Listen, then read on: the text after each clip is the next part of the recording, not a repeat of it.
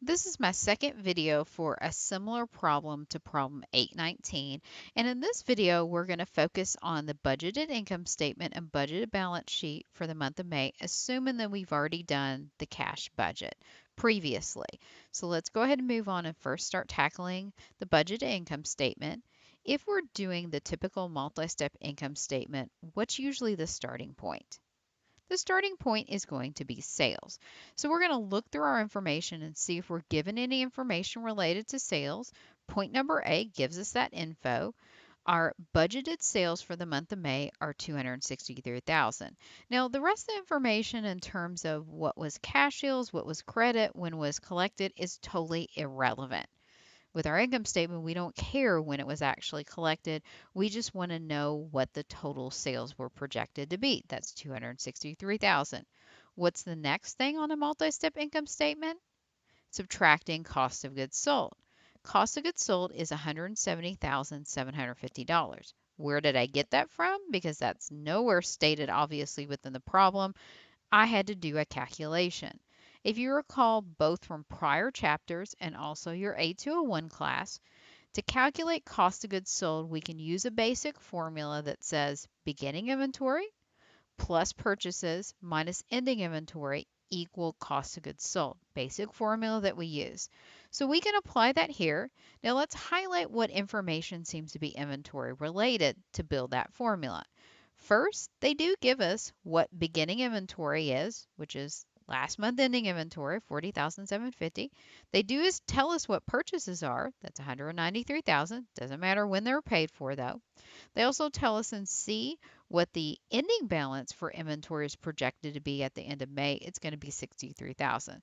So let's take our formula, 40,750 of beginning inventory that we get from the balance sheet, plus 193,000 of purchases, again, irrespective of when they're paid for, minus the projected ending inventory balance of 63,000 gave us the 170,750 expense for cost of goods sold.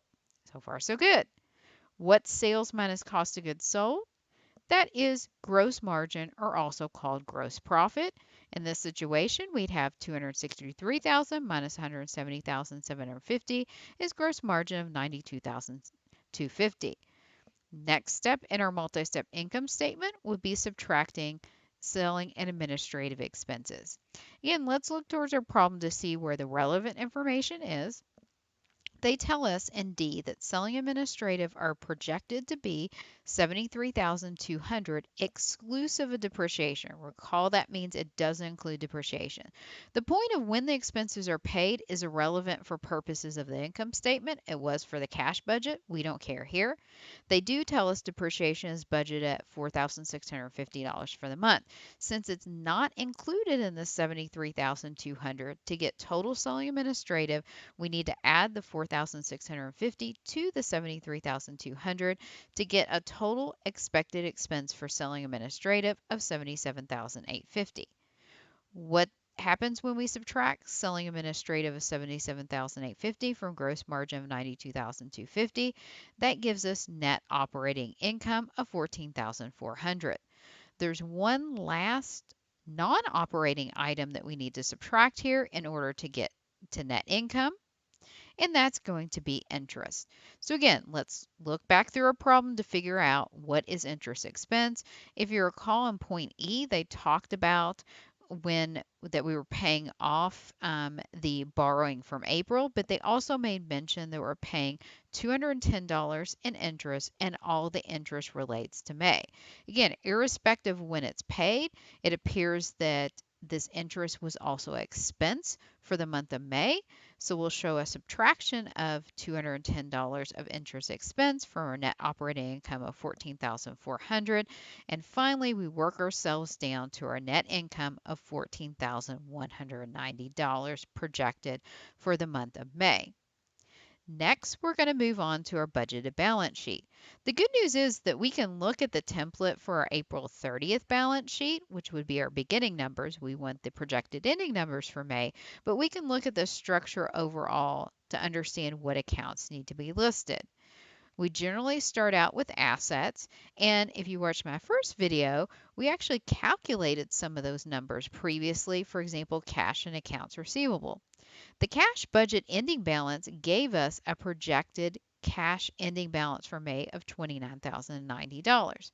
Also, when I was going through the cash collections from customers and point number one in the earlier video, I pointed out that 50% of the credit sales for May would be expected to be collected in June. So they would show outstanding as accounts receivable as of the end of May, and that's $92,050. Again, the first video went through those calculations. What's some new stuff though? We have to look at inventory. And again, we'll look through our problem to understand, are there any points that tell us what the ending balance in May is expected to be for inventory? Point number C says we budget that to be $63,000, so we'll list that for inventory. The last asset is going to be buildings and equipment. Please note that it mentions net of depreciation. That's not net of depreciation expense, that's net of accumulated depreciation, showing the net amount. We have to consider, has anything happened to buildings and equipment? Definitely. For one, it appears as if I'm going to look at F first, that we bought some new equipment in the month of May that we need to get added to that equipment balance of $11,900. And also, if you recall, because this is net of any additional depreciation added into accumulated depreciation. In point number D, it mentioned additional depreciation that would have been debited to depreciation expense and credited to accumulated depreciation was budgeted for the month of May of $4,650. So let's consider how this affects the beginning balance of building equipment net of depreciation of $202,000.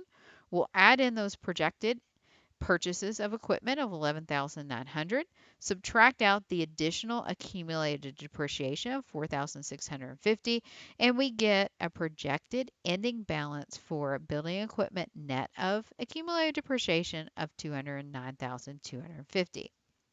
Add that to our inventory of $63,000, accounts receivable of $92,050, and projected cash of $29,090, and we get expected assets of $393,390.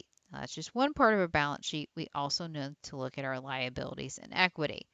Again, if you had watched my first video on point number 2, where we were doing expected cash disbursements for inventory, I talked about the fact that of the May purchases, 60% are not going to get paid until June, so therefore they're going to show as an IOU or accounts payable on the balance sheet as of the end of May, and that calculation was $115,800. The next liability we need to consider is notes payable. So we need to consider how notes payable was impacted. We started with $15,800 at the beginning, but if you do recall, point E says that we're going to go ahead and pay that off, so that wouldn't be existing. Point G says that we're going to borrow an additional $27,200. It's not going to be paid off for a whole nother year, so it's still going to be outstanding as of the end of May. Again, assume the $15,800 went down to zero when we paid it off, but it went back up to $27,200 when we borrowed additional funds. Those are all our liabilities. Now we need to consider equity. One form of true equity is common stock. Since the problem doesn't tell us otherwise, we'll assume that we didn't sell any additional shares of stock, and we'll assume we don't have a treasury stock situation of buying any back, so we're going to assume common stock is going to stay at $180,000. Retained earnings, though, the earnings retained within the business are going to change. Now let's think about this. What is the formula for calculating our ending balance for retained earnings? Let's think about the statement of retained earnings. We start with the beginning balance, which we can get from the April 30th balance sheet. That's both our April ending balance and our May beginning balance of $56,200. If you think about the statement of retained earnings, we first add in any net income. Where did I get this from? Well, I got the $14,190 projected net income for May from the balance sheet that we just did in point number 4. Then we would need to subtract out any distributions we make to our stockholders in the form of dividends. Since the problem doesn't tell us otherwise, we'll assume that's zero.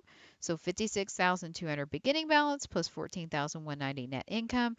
We'll calculate that we expect the ending balance for retained earnings for May to be 70,390.